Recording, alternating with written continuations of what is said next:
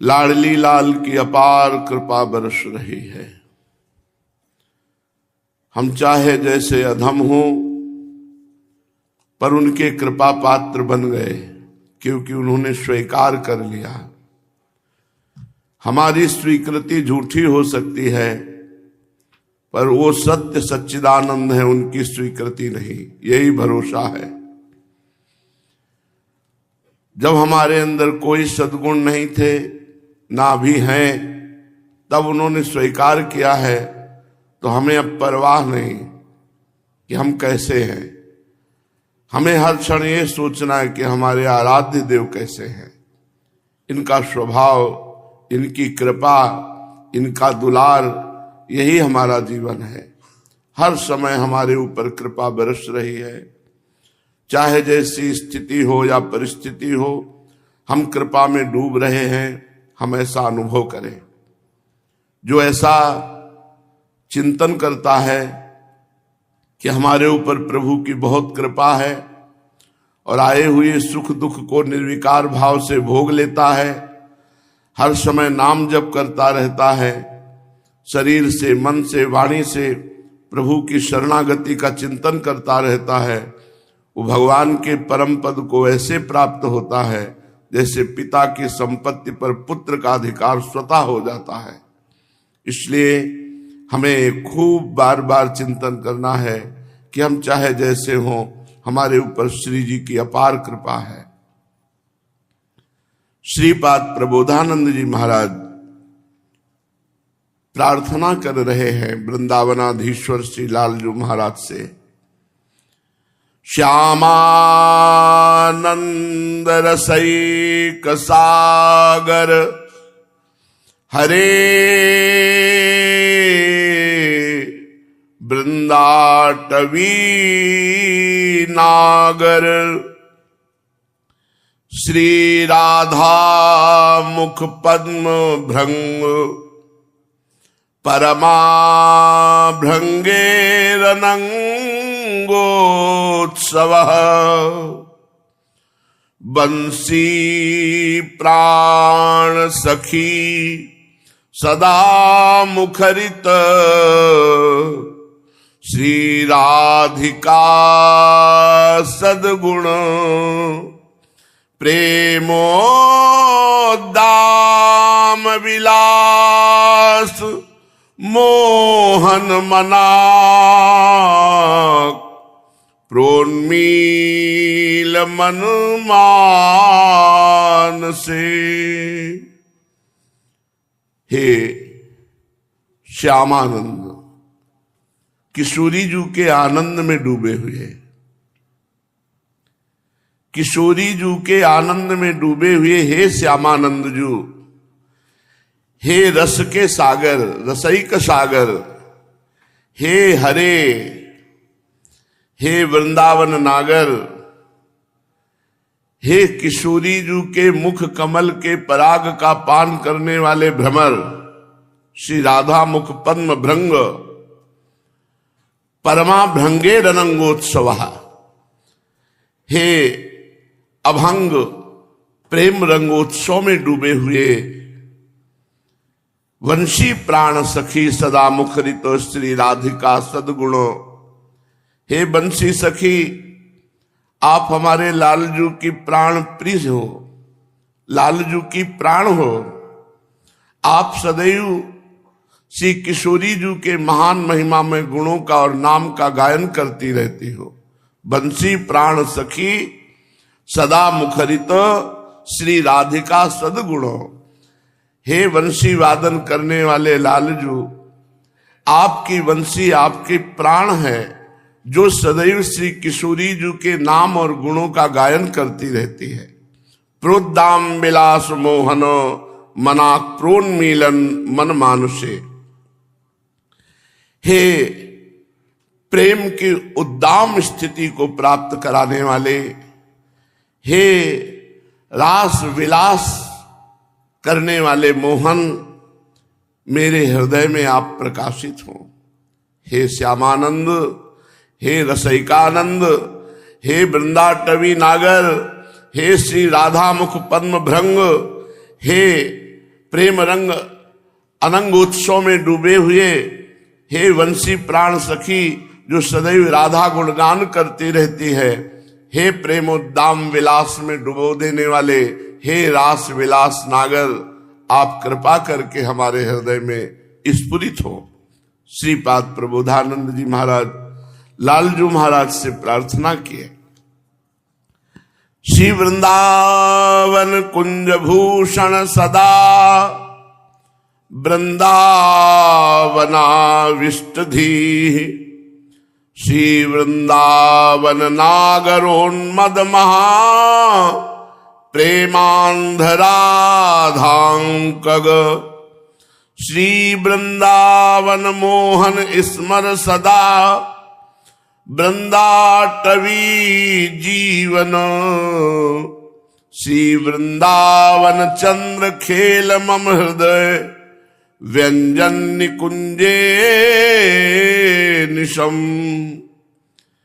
हे वृंदावन की नवनिभृत निकुंज के भूषण, हे नित्य वृंदावनाश्चित जिसका वृंदावन में ही आविष्ट चित्त है ऐसे युगल सरकार, हे वृंदावन नवनागर नवनागरी, हे वृंदावन में प्रेमोन्माद से युक्त होकर विहरण करने वाले, जिनकी अंक में श्री किशोरी जो विराजमान है, ऐसे श्री वृंदावन मोहन, ऐसे मदन मोहन, ऐसे नित्य वृंदावन जीवन, हे वृंदावन चंद, हे वृंदावनाधीश्वर, मेरे हृदय को निकुंज बना दो और आप युगल सरकार हमारे हृदय रूपी निकुंज में क्रीड़ा करते रहो। क्वनत कनक किंकिनी गण झनत झनत कारिणी, रणध्वलय नूपुरा विविध हस्तकई मोहिनी, विचित्र पटभूषणा कृत विचित्र लास्याद्भुता, विचित्र यति राधिका सहरिसाल वृंदावनम, जिनके कर कमल में स्वर्ण के कंकन और बलय चूड़ियां और कमर की करधनी की छोटी छोटी घंटियां झनझन शब्द कर रही है, और जिनके नूपुरों की ध्वनि, कंकण किंकिणी नूपुरों की ध्वनि एक साथ बज रही है, और जो विविध हाव भाव भंगी प्रकट करके सबके मन को मोहित कर रही है, जो अनेक प्रकार के आभूषण धारण किए, सुंदर नीलांबर धारण किए और विचित्र अद्भुत नृत्य कर रही हैं, वो श्री राधा श्री हरि और सखी गणों के सहित समस्त वृंदावन को विचित्र ढंग से मोहित कर रहे हैं। जिनकी करधनी और कंकण और चूड़ियों की ध्वनि नूपुरों से मिलकर बज रही है, जो सुंदर नृत्य कर रही हैं, जो विविध आभूषण धारण किए हुए, नीलांबर धारण किए हुए श्री हरि सहित समस्त सखियों सहित वृंदावन को विचित्र ढंग से मोहित कर रही हैं, ऐसी श्री किशोरी जो हमारे हृदय में स्फुरित हो। पहले 2 श्लोकों में लालजू की बात कही कि हमारे हृदय में स्फुरित हो, और नीचे किशोरी जू की, किशोरी किशोर हमारे हृदय में स्फुरित हो, यही हमारे जीवन का परम लक्ष्य है। जब हमारा चिंतन निरंतर श्री प्रिया प्रीतम का होगा, अन्य चिंतन सब बंद हो जाएंगे, तो इनकी रूप की झांकी अपने आप हृदय में आने लगती है। न भोजन में रुचि रह जाती है, न नींद में रुचि रह जाती है, न जगत की मान प्रतिष्ठा रुपया पैसा भोग सामग्री, कहीं रुचि नहीं रह जाती। समस्त असत संसार से, नाशवान संसार से रुचि हटकर एकमात्र प्रभु में लग जाती है। पूज्यपाद श्री उड़िया बाबा जी महाराज महापुरुषों के वचन सतमार्ग में दृढ़ करके असद वृत्तियों का नाश कर देते हैं। बाबा से प्रश्न हुआ कल भी इसकी चर्चा हुई थी कि आजकल शास्त्र के अनुसार चलने वाले विद्वान नहीं दिखाई देते। विद्या का कुछ तो ज्ञान है, पर विद्या के अनुसार आचरण करते हुए चलने वाले ऐसे नहीं दिखाई देते। विद्या का तो प्रवचन हो रहा है, लेकिन प्रवचन के अनुसार जीवन हो तब तो विद्या काम में आई, नहीं वो अविद्या ही है। हम बात कर रहे हैं सत्य की और चिंतन कर रहे हैं असत का, बात कर रहे हैं त्याग की और आचरण है भोगों का, बात कर रहे हैं माया त्याग की और आसक्ति है माया में। ये सब उल्टा, ऐसा क्यों हो रहा है?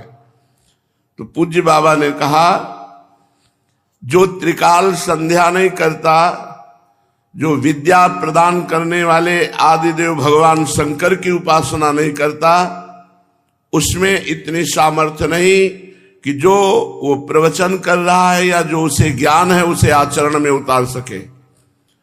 भगवान शंकर समस्त विद्याओं के आदि गुरु हैं और माता गायत्री समस्त विद्याओं को प्रखर करने के लिए अद्भुत तेज अद्भुत सामर्थ्य प्रदान करते हैं। जिसने गायत्री अनुष्ठान नहीं किया, जिसने आदिदेव भगवान समस्त जगत के गुरु वंदे बोधमयम नित्यम गुरुम शंकर रूपिणम महाकरुणा में भगवान शंकर की उपासना नहीं की, वो अपनी विद्या का प्रयोग नहीं कर सकता। प्रयोग अपने आचरणों में उतारना। उपासना नहीं तो फिर वासना और विद्या, ये दो चलेंगे। और उपासना है तो अविद्या का नाश करके विद्या का परम लाभ भगवान की प्राप्ति। आज जिसको देखो उसकी अवनति क्यों हो रही है बाबा? उन्नति क्यों नहीं होती? अवनति माने पतन। न संत का भय रह गया है, न ईश्वर का भय रह गया है, न गुरु का भय रह गया है, न शास्त्र का भय रह गया है। इसलिए ये सांसारिक जन जैसा मन में आता वैसा करते हैं, और इनका मन है मलिन तो ये पाप आचरण करते। पाप आचरण के कारण सब डिप्रेशन में पहुंचेंगे। पाप आचरण के कारण चिंता, शोक, भय, उद्विग्नता ये नहीं जाएगी, ये बनी रहेगी। इसीलिए अवनति होती। चाहे जितना रुपया एकत्रित कर लो, अवनति। भगवान में चित्त नहीं है तो अवनति ही होनी है। अध्यात्म का ज्ञान नहीं तो अवनति ही होनी, पतन ही होना है। जब तक ईश्वर का भय नहीं होता, महात्माओं का भय नहीं होता, शास्त्र का भय नहीं होता, माता पिता गुरुजनों का भय नहीं होता, तब तक मनमानी आचरण होते और मनमानी आचरण से पतन हो जाता है। आजकल बिरला कोई होगा जो अपने माता पिता के चरण छूकर हाथ जोड़ करके जो आज्ञा आपकी जी ऐसा ही करेंगे, ऐसा कहने वाला बालक हो। ऐसा उपहास करते हैं, अपने माता पिता की अवहेलना करते हैं, अपने गुरुजनों की अवहेलना करते हैं, शास्त्र की बातों का उपहास करते हैं। ये आज के आधुनिक जो ना जन है, ये अमुक शास्त्र देखो उसमें ये लिखा, उपहास करते हैं। अरे शास्त्र की भाषा समझनी है तो पहले हमारी आज्ञा का पालन करो। 6 महीना ब्रह्मचर्य रहो, 6 महीना पवित्र भोजन पाओ और 6 महीना नाम जप करो, और फिर कोई सूत्र पढ़ो, तुम्हें हम समझावें, समझ में ना आ जाए तो हमें बताना। खाते हो गंदे भोजन, पीते हो गंदे पेय और समझना चाहते हो ब्रह्मबोध संपन्न महापुरुषों की वाणी। उपहास करते हैं शास्त्रों का। अरे उसमें तो ये लिखा है, उसमें तो ये लिखा है। ऐसे समझ पाओगे ब्रह्म ऋषियों की वाणी, महापुरुषों की वाणी, भगवान की वाणी, ऐसे समझ जाओगे। तुम्हारा खान पान अपवित्र, तुम्हारी बुद्धि अपवित्र, तुम्हारी वासनाएं अपवित्र, कैसे तुम समझ पाओगे निर्वासनिक महापुरुषों के परम पावन वचनों को? तभी तुम्हारे अंदर पाप वासना तुम बैठ करके तुम्हारा पतन करा रही है। यदि जीव भगवान और भगवत प्रेमी महात्माओं के वचनों का पालन करे तो कभी पतन हो ही नहीं सकता। शिष्य स्वतंत्र हो जाए तो सर्वनाश हो जाता है, राजा स्वतंत्र हो जाए तो सर्वनाश हो जाता है। इसीलिए राजा के ऊपर महाराजा रहते थे। जनक जी राजा तो सदानंद जी महाराजा, दशरथ जी राजा तो वशिष्ठ जी महाराजा, देवराज इंद्र त्रिभुवनपति तो गुरु बृहस्पति जी, बलि जी दैत्यराज तो भगवान शुक्राचार्य जी। एक महापुरुष उनके ऊपर शासन। शिष्य यदि स्वतंत्र हो जाए तो सर्वनाश हो जाए, राजा स्वतंत्र हो जाए तो सर्वनाश हो जाए, और शास्त्र की आज्ञा का उल्लंघन करे तो चाहे स्त्री हो पुरुष हो उसका सर्वनाश हो जाएगा। आज सर्वनाश ही हो रहा, उनको समझ में नहीं आ रहा। चरित्र का नाश, स्वभाव, चिंतन सब पतित, सब पतन युक्त चिंतन हो रहा है, कहीं ऊर्ध्व चिंतन नहीं हो रहा। भगवदानंद का चिंतन कोई बिरला ही कर पा रहा है। जब शिष्य गुरु का अनादर करके मनमानी आचरण करता है तो नष्ट हो जाता है। जब राजा ब्रह्म ऋषि का अनादर करके मनमानी आचरण करता है तो नष्ट हो जाता है। और जब समाज शास्त्र आज्ञा का उल्लंघन करके मनमानी आचरण करता है तो नष्ट हो जाता है। इसलिए इस लोक में और परलोक में परम लाभ की प्राप्ति के लिए भगवान का भय, महात्मा का भय और शास्त्र का भय निश्चित होना चाहिए। पहले हर घर में कुछ न कुछ भागवतिक, जैसे थोड़ी देर रामचरितमानस हो गई, थोड़ी देर भागवत हो गई, आरती पूजा कीर्तन हर घरों में होते थे। अब इतना आधुनिक जमाना आ गया है कि टीवी चाहे हर घर में चले, लेकिन बैठ करके अपने परिवार को बैठाल करके भगवत चर्चा, भक्त चरित्र ये सब नहीं सुनाए जाएंगे। कहां से बुद्धि पवित्र होगी? छोटे छोटे बच्चे मोबाइल और टीवी देख रहे हैं, इनकी बुद्धि पवित्र होगी? जहां बैठ करके उनको सत मार्ग का उपदेश, सद आचरण का उपदेश दिया जाता। हमें छोटे थे 4 बजे जगा दिया जाता था और सबसे पहले माता पिता के चरण, बड़े भाई के चरण, सबके चरण छुओ। चरण छूने उठते ही वो सिखाया गया था, कराग्रे वस्ते लक्ष्मी कर मध्य सरस्वती, बचपन में सिखाया गया था। सबके चरण छूना, सबको नमन करना, थोड़ी देर नाम जप, चलो स्नान करो, सूर्य को अर्घ दो, यज्ञोपवीत संस्कार के पहले ही। अब आज के बालकों की दशा क्या है? 8 बजे 10 बजे 11 बजे सो के उठ रहे हैं। कैसे इनकी दिनचर्या होगी? तो कैसे उन्नति हो? बाबा, हमारे देश की उन्नति के लिए बहुत लोग प्रयत्न कर रहे हैं, लेकिन उन्नति नहीं हो पा रही। जब तक अध्यात्म का जन जन में प्रचार नहीं होगा, प्रसार नहीं होगा, तब तक देश की उन्नति नहीं हो सकती। हमारा धर्म प्रधान देश है, भारत धर्म प्रधान देश है। इसकी उन्नति तभी होगी जब धर्म का आश्रय लिया जाएगा, अध्यात्म का आश्रय लिया जाएगा, सतमार्ग में चला जाएगा। महाराज जी, आजकल जब किसी के यहां कोई भागवतिक कर्म या कोई अनुष्ठान होता है तो पंडित जी से लोग कहते हैं, अरे जल्दी निपटाओ।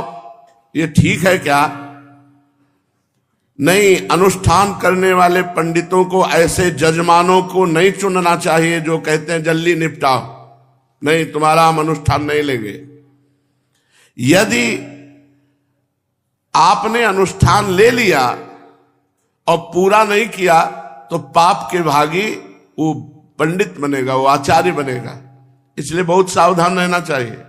निपटाव वाली बात नहीं होनी चाहिए। देव कार्य है, भगवत कार्य है, तभी तो सब निपट रहे हैं जल्दी जल्दी। पूरी रात ब्याह के मंत्र पढ़े जाते थे। दूल्हा दुल्हन पूरी रात उपवास करके मानो बैठो, ना लघुशंका जाना ना शौच जाना है। पूरी रात संध्या काल से शुरू होते थे और प्रातः काल तक मंत्री ब्राह्मण बोलते रहते थे, शाखोच्चार और नाना प्रकार के मंत्र। तो हमने कभी डिवोर्स नहीं सुना। और जल्दी निपटाओ तो जल्दी ही निपट जाता है, 1-2 साल में डिवोर्स हो जाता है, निपट गए। बहुत शास्त्रीय पद्धति, बहुत मंगलकारी है। गुण विचारे जाते थे, लड़की के कितने गुण, लड़के के कितने गुण विचारे जाते थे। ग्रह नक्षत्रों का योग मिलाया जाता था। जब पूरी कुंडली मिल जाती थी और गोत्रों का, तब जाकर बड़े शास्त्रीय विधान से पवित्र जीवन, सब अपवित्र कर रहे हैं जीवन। मन अपवित्र, बुद्धि अपवित्र, शरीर अपवित्र। कैसे भागवतिक जीवन, कैसे गृहस्थी मंगलमयी? अरे गृहस्थी सबसे बड़ा धर्म है। विरक्त पैदा कहां होते हैं? गृहस्थों के यहां। विरक्तों का उदर पोषण किससे होता है? गृहस्थों से। विरक्तों की भजन की सामग्री कैसे पहुंचती? गृहस्थों से। गृहस्थ धर्म सबका पोषण करने वाला गृहस्थ धर्म है, और उसको थोड़े से भजन में भगवत प्राप्ति हो जाती है। तो आचार्यों को चाहिए, पंडितों को चाहिए, ऐसे जजमानों का ही वर्णन न करें जो कहते हैं जल्दी निपटाओ। भला जो कर्मकांड जैसा निश्चित किया गया उसे जल्दी कैसे किया जा सकता है? लोग कर्मकांड में तो जल्दी करते हैं, लेकिन रात दिन गप्पे हाँकने में नहीं। खूब बातें करेंगे, संसारिक बातें करें। 3 घंटा मनोरंजन करने वाली फिल्म लग जाए, ये नहीं कहेंगे जल्दी निपटाओ। एक भी सीन नहीं छूटनी चाहिए। और वेद का, अरे जल्दी निपटाओ, तो उससे तुम लाभ नहीं ले पाओगे। महाराज जी, कोई माताओं बहनों के लिए उत्तम शिक्षा की बात कहिए। हम तो उत्तम शिक्षा की बात यही सबसे ज्यादा कहते हैं कि अपने चरित्र को पावन रखो। पूज्य बाबा प्रश्न किया कि माताओं बहनों के लिए कोई उत्तम बात कहो, तो बाबा कहते हैं हम सबसे पहले उत्तम बात यही कहते हैं कि अपने चरित्र को पावन रखो, चरित्र को पवित्र रखो। जो हमारा प्राचीन आचार विचार है वो बड़ा पवित्र है, उसी को अपनाओ, नवीन नहीं। नवीन आचार विचार देख लो। किसी दूसरे की वेशभूषा मत अपनाओ, अपने देश की वेशभूषा बड़ी पवित्र देश। पूज्य बाबा कह रहे भोजन बनाते समय अच्छे विचार रखें, नाम जप करें, तभी जितने परिवार के आपका हाथ का भोजन पाएंगे सबके विचार अच्छे होंगे। अगर भोजन बनाते समय विचार अच्छे रखे जाएं, भोजन पाते समय विचार अच्छे रखे जाएं, तो 24 घंटे अच्छे विचार आएंगे। और माताओं बहनों के लिए सबसे खास बात, जिनके साथ पाणी ग्रहण हुआ है उसमें भगवत भाव रखें। मेरा पति मेरे लिए मेरा साक्षात भगवान है, ऐसा भाव रखना। और पति को चाहिए कि पत्नी को अपना प्राण मानना, जैसे हम अपने प्राणों को बहुत दुलार करते हैं, ऐसे भाव रखना। महाराज जी, कहा जाता है कि स्त्रियां संतों के पास ना जाएं, ऐसा क्यों कहा जाता है? क्या ये ठीक है? ध्यान से सुनो, महापुरुषों की बातें हैं। सत्संग को पकड़ो, सभा में गई, सत्संग सुना और अपने आचरणों को सत्संग के अनुसार उतारो।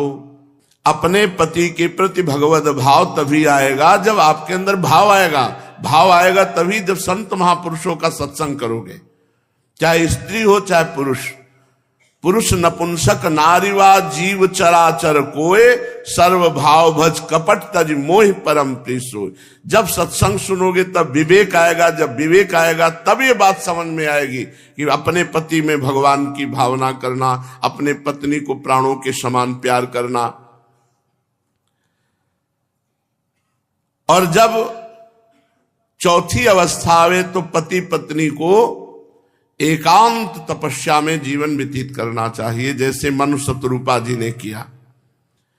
पति की आज्ञा के बिना पत्नी को कहीं भी नहीं जाना चाहिए, और पत्नी की सलाह के बिना पति को कहीं भी कोई धर्मानुष्ठान या कहीं तीर्थ यात्रा या कहीं भी, दोनों को एक दूसरे की अनुमति अत्यंत आवश्यक है। तभी प्रेम बनेगा, तभी गृहस्थ धर्म का निर्वाह होगा।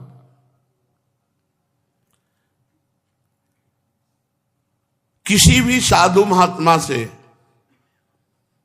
जो गृहस्थ धर्म में है, हम प्रार्थना करते हैं कि ज्यादा लगाव वाली बात मत रखो। लगाव का मतलब उनसे एकांतिक मिलने वाली बात मत करो। सभा में बैठकर सत्संग सुनो, गुरु माना है मंत्र ले लो, उपासना में लगो, तो कभी तुम्हारी श्रद्धा नष्ट नहीं होगी, कभी तुम्हारा भाव नहीं बिगड़ेगा, कभी तुम्हारे अंदर दोष दृष्टि नहीं आएगी। कोई कोई महापुरुष आचार्य पद्धति से चलते हैं, कोई अवधूत पद्धति से चलते हैं, और कोई कोई बड़े विचित्र ढंग से चलते हैं, स्थितियां अलग अलग होती हैं, समझ पाना बड़ा कठिन होता है। संतों को संत ही समझ सकते हैं। और कोई कोई पाखंड से चलते हैं, कोई दंभ से चलते हैं। हमें कैसे पता चले कौन पाखंड से चल रहा है, कौन दंभ से चल रहा है, कौन सत्य से चल रहा है, कौन आचार्य कोटि से चल रहा है? अलग अलग संतों की रहनी है। तो हमें चाहिए कि जब समाज में प्रवचन हो रहा हो तो जाएं और बैठ जाएं, माताएं बहनें सब दूर से सत्संग सुने, दूर से प्रणाम करें और अपने आचरणों को सुधारें। सत्संग के वचनों के द्वारा, भगवान की लीला कथा सुनने के द्वारा तुम्हारा मंगल होगा। अगर तुम ज्यादा लगावपन करोगे, कोई सिद्ध पुरुष है तो साधुते होए न कारज हानि, और अगर सिद्ध पुरुष नहीं है तो आपका दोष दर्शन बन जाएगा, आपका परमार्थ रुक जाएगा। इसलिए सबसे प्रार्थना है दूरी बनाकर आप भी भजन करो और संत को भी भजन करने दो। भाव में खूब पूजो, नजदीक रहे, नजदीक नहीं, नजदीक वही निर्वाक। इसीलिए देवर्षि नारद जी ने लिखा है महत्संगस्तु दुर्लभ हो, महापुरुषों का संग दुर्लभ है। फिर लिखा अगम्यो, अगम्य है। अगर निर्वाह कर ले गए तो अमोघश्च, पूरे का पूरा भगवत प्राप्त हो जाओगे, कहीं भी त्रुटि नहीं रहेगी। अमोघश्च, अगर वो आदेश कर दे तो कुमार्ग में कदम रखने पर भी सतमार्ग की स्थिति आ जाएगी। बहुत बड़ी महापुरुषों में सामर्थ्य होती है, पर इतनी हमारी क्षमता कि हमारे अंदर उनके प्रति दोष दृष्टि ना आने पावे, हमारे हृदय में हर परिस्थिति में भगवत भाव रहे, ये बहुत बड़ी बात होती है, बहुत दुर्लभ बात होती है। तो हम क्या करें? दूर से सत्संग सुने, उनमें भगवत भाव करें और उस सत्संग को अपने आचरण में उतारे, तो कभी आपके अंदर संत अपराध नहीं बनेगा, वैष्णव अपराध नहीं बनेगा, संत दोष नहीं बनेगा।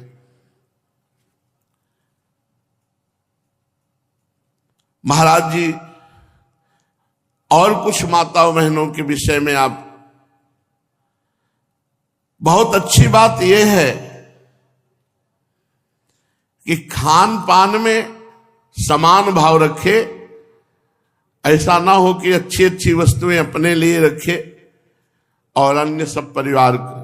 अच्छी वस्तुएं दूसरों को पवा दो, लेकिन आप चाहे सूखी रोटी पाओ, यह आपका रसोई का कार्य। कभी घट नहीं सकता उस रसोई में। जो माता बहन रसोई में कभी खाती नहीं, जूठा नहीं करती, रसोई एक साधना है और उस रसोई से आप हजारों का पेट भर सकते हो। अगर आप रसोई जूठी ना करें, रसोई अपवित्र ना करे और रसोई बनाने वाला सबसे बाद के पावे और सबसे बची हुई वस्तुएं पावे, ये नहीं कि अच्छी अच्छी अपने लिए निकाल के रख लिए। अगर ऐसा करेगा तो अन्नपूर्णा उसकी कभी रसोई से नहीं हट सकती। अपने लिए अच्छा भोजन बचाकर ना रखना, निष्कपट भाव रखना और अपने माता पिता या सास ससुर की सेवा का भाव रखना। चाहे वो भले कटु वचन कहें, आपकी निंदा करें, तो भी आप उनकी सेवा कीजिए। अगर ऐसा आप करेंगे तो भगवान आपकी हर कामनाएं पूर्ण करेंगे, भगवान आपकी रक्षा करेंगे। माताओं बहनों को चाहिए कि अपने परिवार के अलावा किसी अन्य से कोई वस्तु ना लें और ना मांगे। किसी अन्य के पास एकांत में ना जाएं, ना एकांत समय दें। माताओं बहनों को चाहिए कि अगर कहीं आपको बाजार जाना है, कहीं भ्रमण करना है, कहीं, तो घर की अनुमति बड़े बुजुर्गों की होनी चाहिए। माताओं बहनों को चाहिए कि वो किसी ऐसे लोगों का संसर्ग ना करे जिनकी एक बार चंचलता देख ली है, चाहे वो बहनोई हो, चाहे वो फूफा हो, चाहे वो रिश्तेदार नातेदार कोई भी हो। अगर एक बार तुम्हारी दृष्टि में आ गया है कि इनके अंदर संयम नहीं है, ये चंचल पुरुष है, तो उनका संग नहीं करना चाहिए। तो पहली बात, पर पुरुष का दर्शन, पर पुरुष का चिंतन, पर पुरुष के साथ संभाषण और पर पुरुष का स्पर्श एकांत में सदा ही वर्जित है। वो कोई भी रिश्तेदार नातेदार हो। हमने गांव में देखा, जैसे अपने घरों में था, एक घर है और एक बैठक है, रिश्तेदार नातेदार बैठक में बुजुर्ग के साथ घर गए, भोजन पाए बैठक में, घर में नहीं कि माताओं बहनों के साथ वो हंसी मजाक और घर में बैठ, ऐसा आदेश नहीं था। ऐसा बिल्कुल सख्त, चाहे वो कल ब्याह हुआ दामाद ही क्यों न हो, बैठक में बैठिए और साथ चलिए और भोजन पाइए और चले आइए। बहुत सख्त शासन, तभी पवित्र आचरण। पवित्र आचरण भगवत प्राप्ति में बहुत सहायक है, बहुत सहायक। जो पुरुष एक पत्नी व्रत धारण करना चाहता है, उसे परिस्त्री दर्शन, परिस्त्री चिंतन, परिस्त्रियों से संभाषण, परिस्त्रियों से एकांत में वार्ता, स्पर्श, इसका त्याग कर देना चाहिए। हर माता बहन को या पुरुष को, सबको नाम जप करना चाहिए, अपने घर में नाम कीर्तन करना चाहिए। जिनको ये लगता है कि हमारे घर में बाहरी चक्कर है, बाहरी चक्कर, भूत प्रेत पिशाच, कोई किसी ने टुटका कर दिया, नाम कीर्तन अपने घर में 10 मिनट कर लीजिए, सब खत्म। कहीं किसी झाड़ फूक की बात नहीं है। भगवान नाम कीर्तन, नाम संकीर्तनम यस्य सर्व पाप प्रणाशनम। किसी की ताकत है नाम जापक के सामने आ जाए, भूत प्रेत पिशाच यक्ष राक्षस कोई भी, तो जिसको हर घर में कीर्तन होना चाहिए। भगवान नाम जापक पहुंच जाए, वहां प्रेत टिकेगा। भगवान नाम कीर्तन हो रहा है, वहां प्रेत टिकेगा। अरे नाम की अपार महिमा है। हम सबसे प्रार्थना करते हैं, ये बड़े महापुरुष के वचन, अपने घर में 10 मिनट ही सही नाम कीर्तन करो, मंजीरा बजा के, ताली बजा के नाम कीर्तन करो। जहां शंखत ध्वनि होती वहां कोई भी अमंगल नहीं होता। ये समस्या आती चली जा रही है कि जब धर्म से नहीं चला जाएगा, ब्रह्मचर्य से नहीं चला जाएगा, पवित्र चरित्र नहीं होंगे, भगवान नाम कीर्तन नहीं होगा, शास्त्र स्वाध्याय नहीं होगा, तो जीवन क्या कूड़ा जीवन है। 18-18, 20-20 वर्ष के बच्चे डिप्रेशन में जा रहे हैं। आजकल भगवत भाव की कमी होती चली जा रही है और बाहरी श्रृंगार बढ़ता चला जा रहा है। देह का भाव नष्ट हुए बिना परमानंद की प्राप्ति नहीं, देह का राग नष्ट हुए बिना भगवत प्राप्ति नहीं। क्या है इस पे कितना आसक्त होगे। महाराज, भिक्षा मांगने का अधिकार किसको है? मांगने का अधिकार किसको है? केवल विरक्त को, वो भी केवल उदर पोषण के लिए रोटी मात्र। और जब कहीं भिक्षा मांगने जाए, कोई माता बहन भिक्षा देने के लिए निकले, तो उसके चरण के सिवा तुम्हें अन्य कोई अंग देखने का अधिकार नहीं, चरण केवल। जब किष्किंधा में सुग्रीव जी के कुछ अनुचरों ने, जब रावण जानकी जी को ले जा रहा था, तो जानकी जी अपने कुछ आभूषण डाले थे कि अगर इधर भगवान आए आभूषण तो पता चलेगा इधर अपहरण करके ले गया है। तो आभूषण दिखाए श्री राम जी को, तो राम जी लक्ष्मण जी से पूछ रहे हैं कि ये आभूषण जानकी के ही है?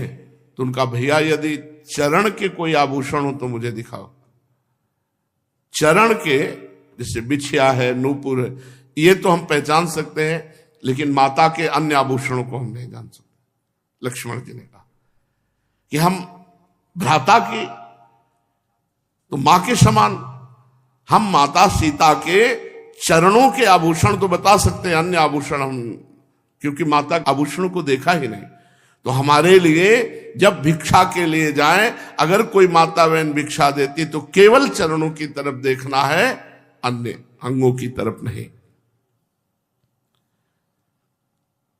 महाराज जी, आजकल लोग विदेश यात्रा करना बड़ा शुभ समझते हैं, बड़े बड़े विद्वान लोग भी, और बड़ा गर्व मानते हैं। महाराज जी, क्या विदेश जाना पाप है? बाबा ने उत्तर दिया, विदेश जाना इसलिए निषेध बताया गया है कि वहां का धर्म, वहां का खान पान, वहां का व्यवहार, विदेशी व्यवहार, विदेशी खान पान और विदेशी आचरण ये हमारे भारत की पवित्रता को नष्ट करने वाले हैं। तो यहां बाबा कह रहे हैं कि ऐसे नहीं कि आप जा रहे हो तो पाप ही हो गया, जाना पाप नहीं है, लेकिन वहां का आचरण, वहां का खान पान, वहां का व्यवहार अपने भारतीय धर्म से विलग है, कोई बिरला ही बचा पाएगा। शास्त्रों ने इसीलिए सावधान किया है। वर्तमान में विदेशी संसर्ग का ये फल हुआ है। बाबा कह रहे हैं छोटे छोटे बच्चे भी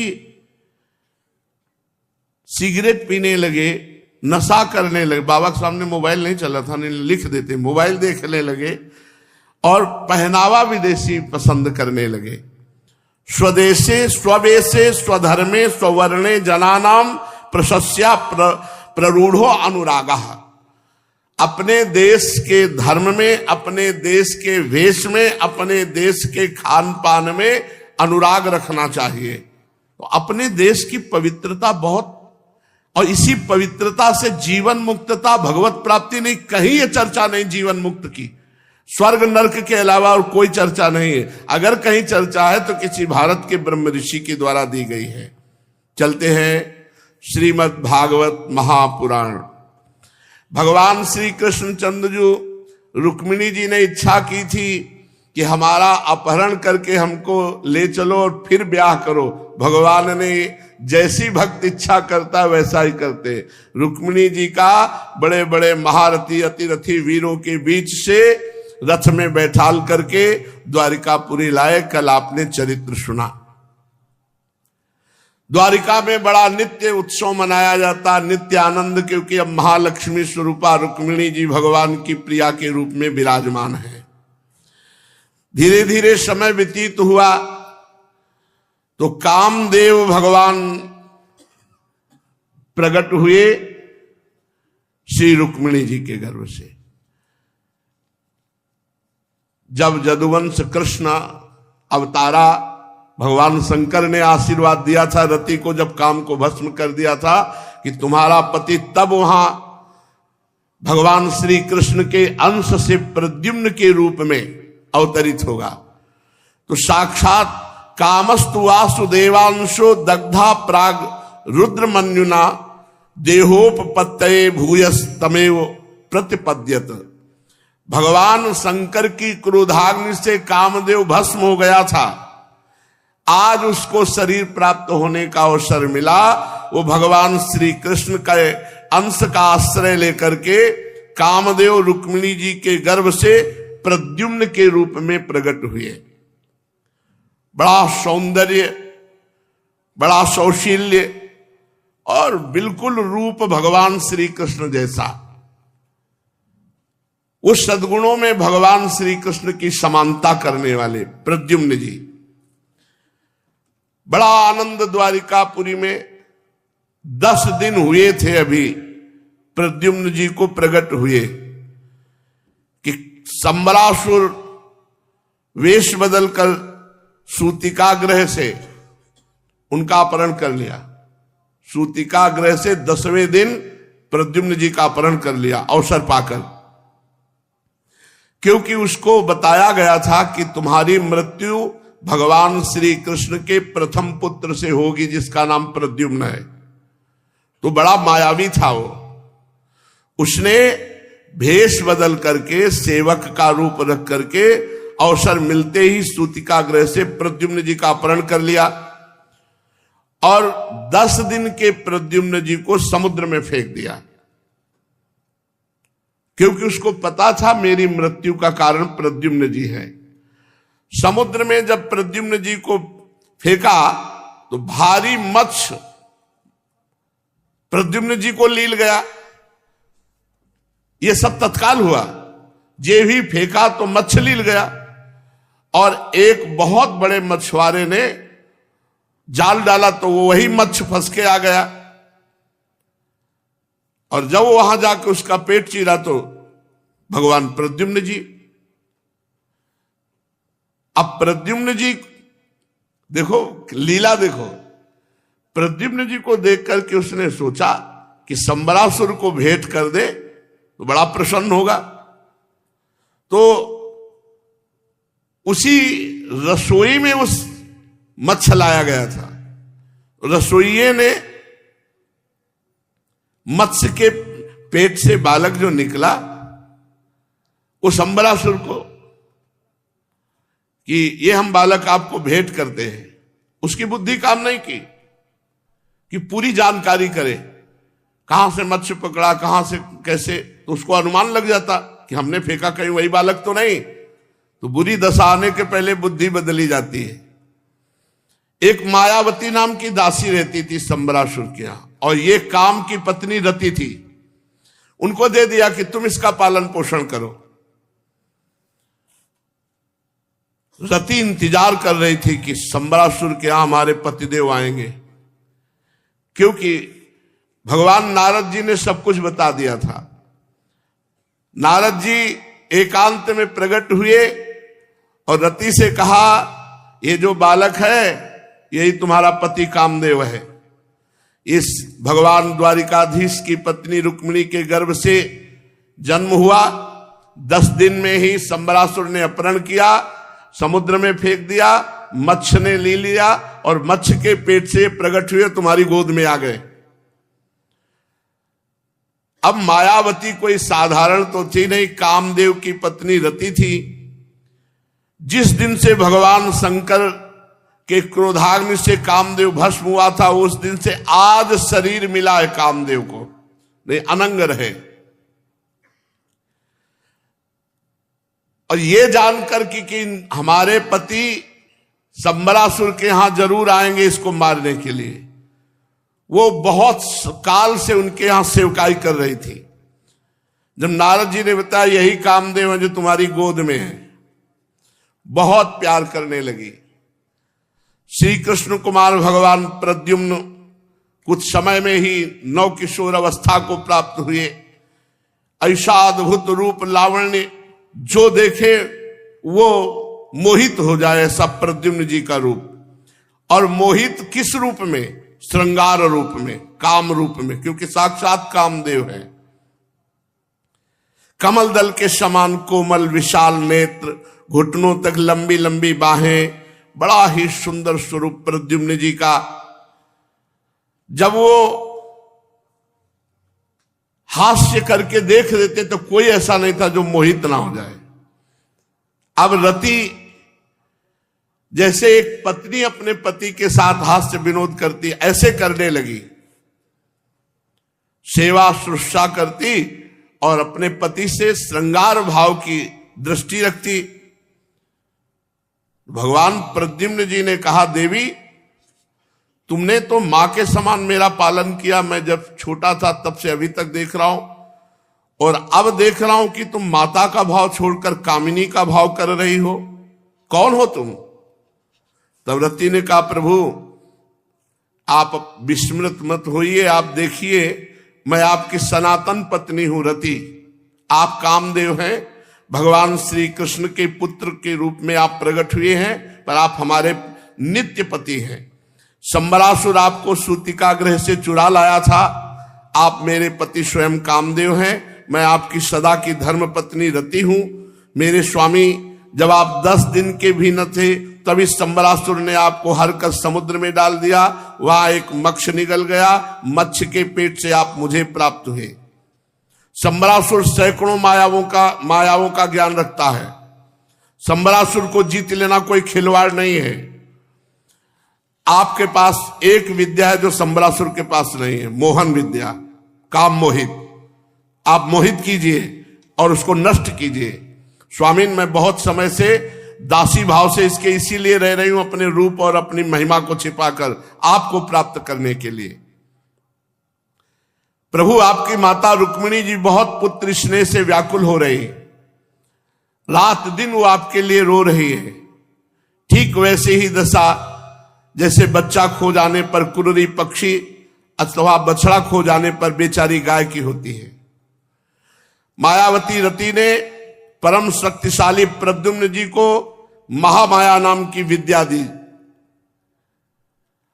और ये ऐसी विद्याएं हैं जो सब विद्याओं का, सब मायाओं का नाश कर देती है। अब प्रद्युम्न जी सम्बरासुर के पास गए और आक्षेप करने लगे, बेमतलब का झगड़ा ठान दिया। इतना ही नहीं, ललकारा स्पष्ट युद्ध के लिए कि तेरे में सामर्थ्य है तो मेरे से युद्ध कर। संबरासुर तिलमिला उठा, मानो किसी ने विषैले सांप को पैर से ठोकर मार दी हो। उसकी आंखें क्रोध से लाल हो गई। वो हाथ में गदा लेकर बाहर निकल आया और अपनी गदा बड़े जोर से आकाश में घुमाई और भगवान प्रद्युम्न जी पर चला दी और सिंहनाद करके बिजली की तरह कड़का। भगवान प्रद्युम्न ने बड़े वेग से आती हुई अपनी ओर गदा को एक क्षण में नष्ट कर दिया। उसने देखा कि ये नवकिशोर अवस्था का बालक मेरी गदा के प्रहार को ऐसे चुटकी में नष्ट कर दिया। इसका मतलब ये माया जानता है। अब दैत्य संबरासुर ने मायासुर के द्वारा बतलाई हुई सारी विद्याओं का प्रयोग करने लगा। तत्काल अंतर ध्यान हुआ और आकाश में जाकर खड़ा हो गया और प्रद्युम्न जी पर अस्त्र शस्त्रों की वर्षा करने लगा। प्रद्युम्न जी ने सत्यमयी महान माया का प्रयोग किया, जो महान विद्या है, ये भगवत विद्या है। संबरासुर के सारे अस्त्र शस्त्र सब खत्म। महाविद्या का प्रयोग करते ही तो संबरासुर ने दूसरी माया प्रकट की, यक्ष माया, गंधर्व माया, पिशाच माया, नाग माया, राक्षसी माया, सैकड़ों मायाओं का प्रयोग प्रद्युम्न जी पर किया। श्री प्रद्युम्न जी ने केवल एक माया, महाविद्या, महाशक्ति, बस उसका प्रयोग करते हर माया नष्ट हो जाती। बहुत देर हो गई। एक तीक्ष्ण तलवार ली और महाविद्या का स्मरण करते हुए संबरासुर की कुंडल सहित सिर को उतार लिया। वो बड़ा भयानक था, लाल लाल दाढ़ी मूछ राक्षस ही था। संबरासुर का वध कर दिया। देवता लोग भगवान प्रद्युम्न पर पुष्पों की वर्षा करने लगे। इसके बाद महामाया शक्ति से संपन्न रति ने आकाश मार्ग से चलने की विद्या प्रद्युम्न जी को सिखाई और साथ स्वयं द्वारिकापुरी आकाश मार्ग से आई। ऐसे ही सुशोभित हो रही थी गोरी रति और सांवले प्रद्युम्न जी, मानो मेघ के ऊपर बिजली विराजमान हो। सीधे आकाश मार्ग से रुक्मिणी जी के महल में प्रवेश किया। अंतापुर में प्रवेश करते ही भगवान का जैसा स्वरूप तो जितने लोग देखते सबको लगा भगवान श्री कृष्ण आ गए। वर्षाकालीन मेघ के समान श्याम वर्ण, रेशमी पीतांबर धारण के, घुटनों तक लंबी भुजाएं, रत्नारे नेत्र, सुंदर मुख पर मंद मंद मुस्कान, घुंघराली अलकावली, जैसी भगवान की वैसे ही प्रद्युम्न जी की। सबने श्री कृष्ण समझकर वैसे ही आदर। फिर गौर से देखते तो श्रीवत्स और कौस्तुभ मणि नहीं तो समझ जाते ये तो श्री कृष्ण नहीं, पर है कौन ऐसा जो श्री कृष्ण जैसा है। विस्मय में भर करके श्रेष्ठ दंपति के पास सब लोगों ने घेर लिया। रुक्मिणी जी इसी समय आ गई। रुक्मिणी जी ने जे ही देखा प्रद्युम्न जी को, ते ही आंसू चलने लगे। वक्षस्थल से वात्सल्य स्नेह की अधिकता से दुग्ध झरने लगा। रुक्मिणी जी ने सोचा ये क्यों ऐसा हो रहा है। इस पुरुष रत्न को देख करके मेरा मन ऐसे जैसे मेरा पुत्र हो, मेरे वक्षस्थल से वात्सल्य में दुग्ध झरने लगा। कौन होगी बड़भाग्नि जो इसको अपने गर्भ में धारण किए होगी। मेरा भी एक नन्हा सा शिशु था, न जाने कैसे सूतिका ग्रह से अपहरण हो गया। अगर वो होगा तो ऐसा ही होगा। पर मैं हैरान हूं कि हमारे प्रभु श्याम सुंदर की सी रूपरेखा, अंगों की गठन, चाल ढाल, मुस्कान, चितवन, बोलचाल, ये कहां से इसको प्राप्त हुई। जिस समय रुक्मिणी जी इस प्रकार सोच विचार कर रही थी, उसी समय पवित्र कीर्ति भगवान श्री कृष्ण अपने माता पिता देवकी वसुदेव के साथ रुक्मिणी जी के महल में पधारे। भगवान श्री कृष्ण सब कुछ जानते थे, परंतु वे कुछ न बोले, चुपचाप खड़े रहे। इतने में भगवान के मन की बात जानने वाले देवर्षि नारद जी पधारे।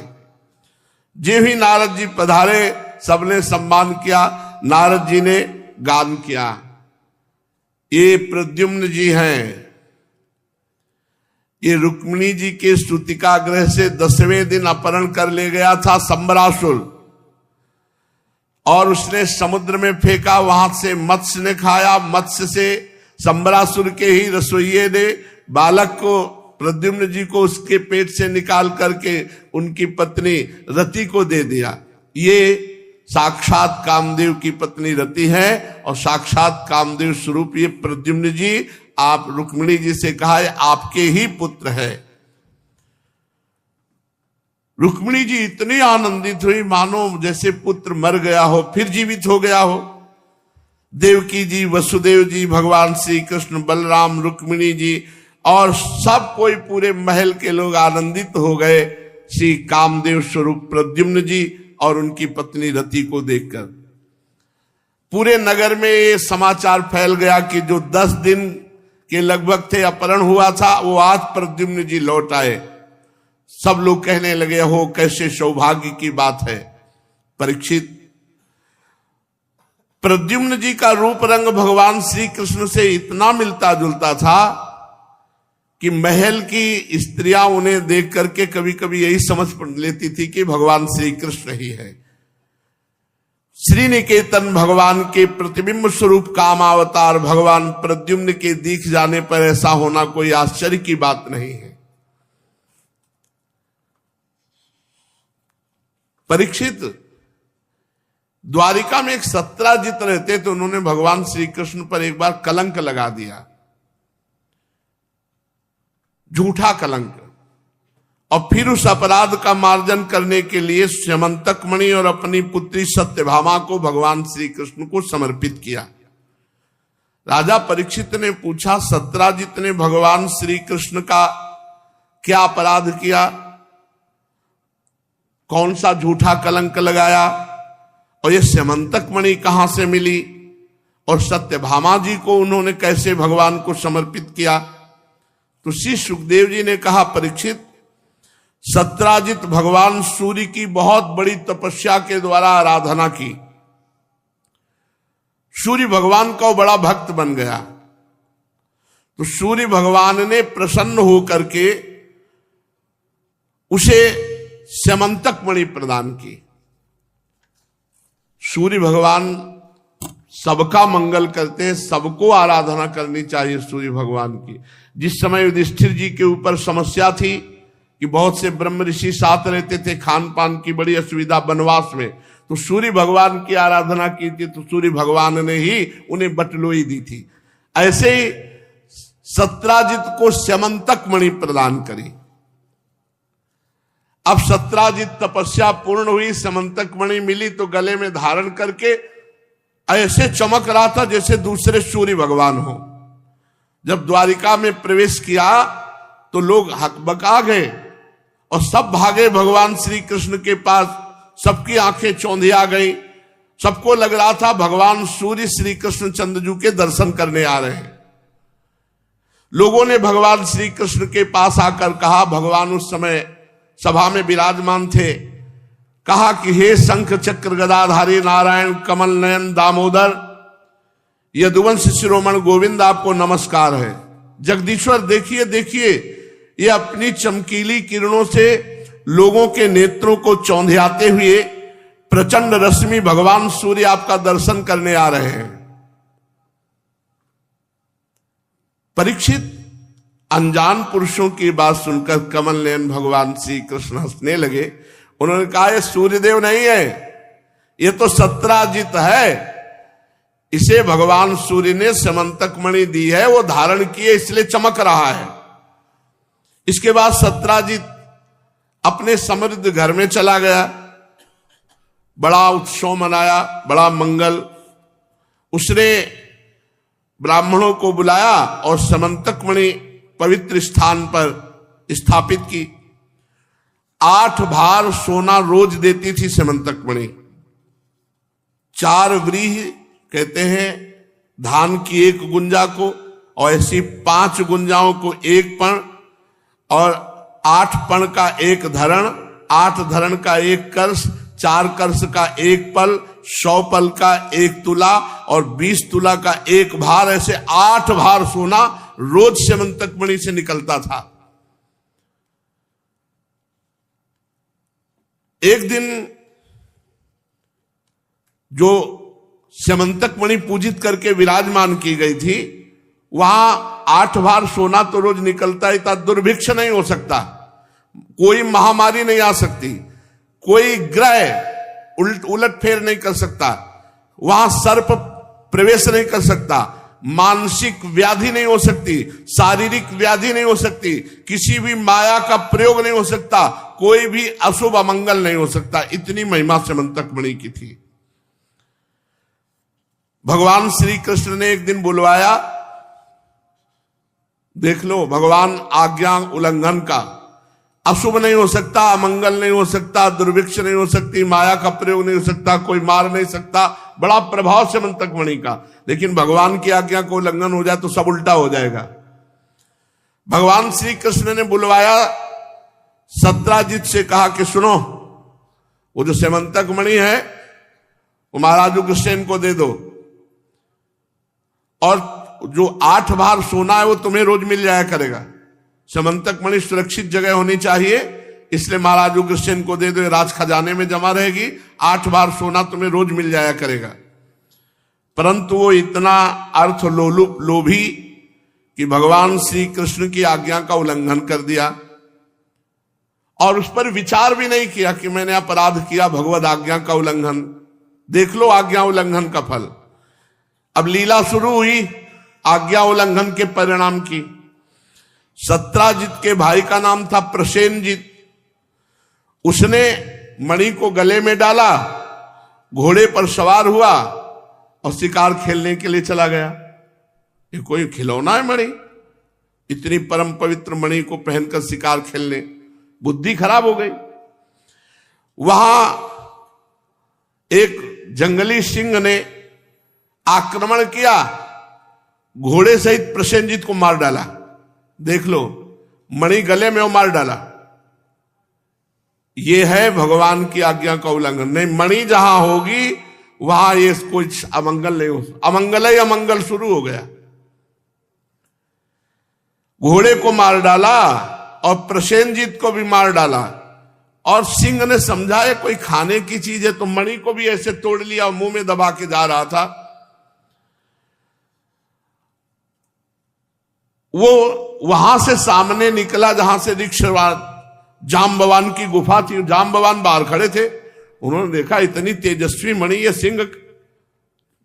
सिंह को मार डाला जाम्बवान जी ने। वो मणि लेकर सिंह को वहीं गुफा के सामने मार करके फेंक दिया और मणि लेकर के वो गुफा में चले गए। जहां मंगल नहीं होता मणि होने पर, वहां मंगल ही अमंगल हो रहा है, और मंगल होगा भगवान का। 2 दुल्हन दिलाई स्यमंतक मणि ने। नहीं, भगवान की आज्ञा का उल्लंघन करने के कारण अमंगल ही अमंगल हो रहा है। जाम्बवान ने मार डाला उसे, और वो मणि ले जा करके गुफा में धाय मां को दे दी। अब धाय मां ने वो मणि चमक रही थी तो जाम्बवती को खेलने को दे दी। अब जब प्रसेनजित नहीं लौटा, 2-4 दिन हो गए, तो सत्राजित को लगा कि भगवान श्री कृष्ण ने कहा था कि मणि उग्रसेन को दे दो, हमने दिया नहीं तो हमारे भाई को मरवा डाला और मणि ले ली। भगवान पर झूठा कलंक लगा दिया। अब वो पूरी द्वारिका में बात फैलाने लगा सत्राजित कि हमारे भाई प्रसेनजित को श्री कृष्ण ने मरवा डाला और मणि ले ली। जब ये बात धीरे धीरे भगवान के पास पहुंची तो भगवान ने कहा, बेमतलब ये कलंक का टीका हमारे ऊपर लगा रहा है, अब इस कलंक को धोना चाहिए। तो भगवान ने बहुत से माननीय पुरुषों को साथ लिया और घोड़े के पद चिन्हों के अनुसार ढूंढते हुए गए, तो आगे देखा कि घोड़ा भी मरा हुआ पड़ा, प्रसेनजित भी मरा हुआ पड़ा, सिंह के पंजे। तो सिंह ने घोड़े प्रसेनजित को मारा। अब सिंह के पंजे के अनुसार चले तो आगे देखा गुफा के द्वार पर सिंह मरा पड़ा है, तो इसका मतलब जिसने सिंह मारा तो इस गुफा में होगा। भगवान श्री कृष्ण ने सबको कहा कि यहीं गुफा में रुकना, बाहर द्वार पे, जब तक मैं आ न जाऊं तब तक वापस न जाना। और घोर अंधकार भरी हुई ऋक्षराज की भयंकर गुफा में भगवान ने प्रवेश किया।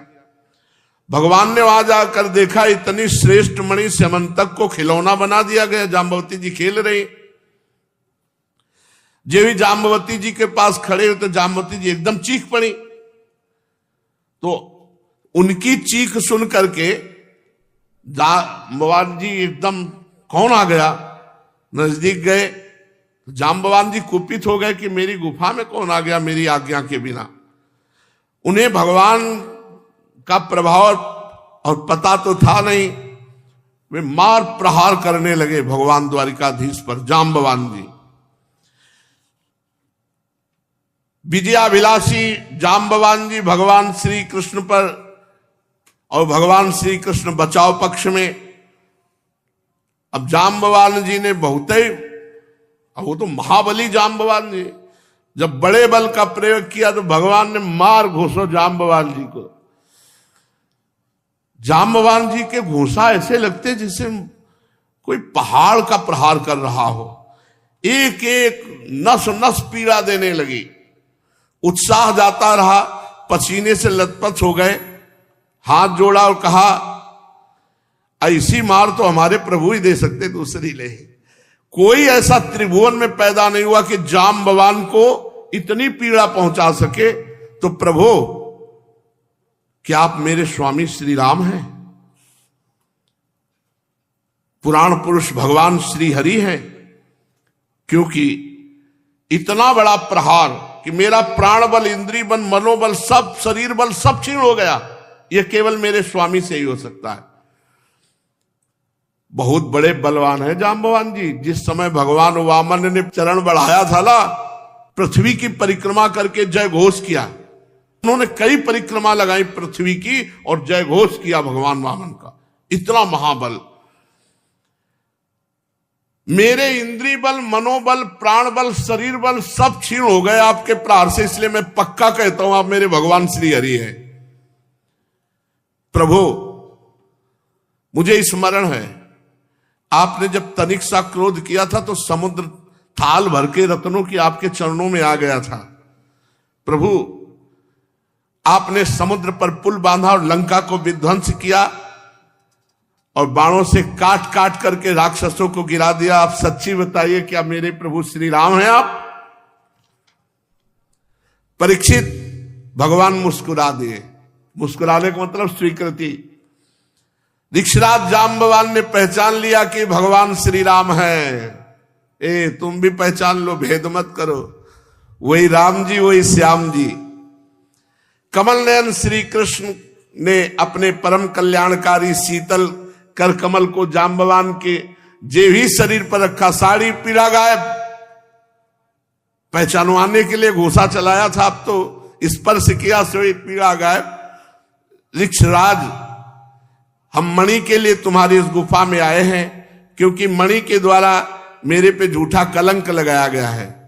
जाम्बवान जी ने बड़ी पूजा की भगवान की और कहा, प्रभु मेरी कन्या ब्याह योग्य हो गई, आप स्वीकार कर लो। तो दहेज में दिया स्यमंतक मणि और ब्याह कर दिया।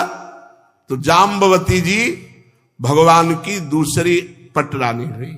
अष्ट पटरानियों में प्रथम श्री रुक्मिणी जी, दूसरी श्री जाम्बवती जी, और आगे की चर्चा से श्री राधा वल्लभ लाल की जय।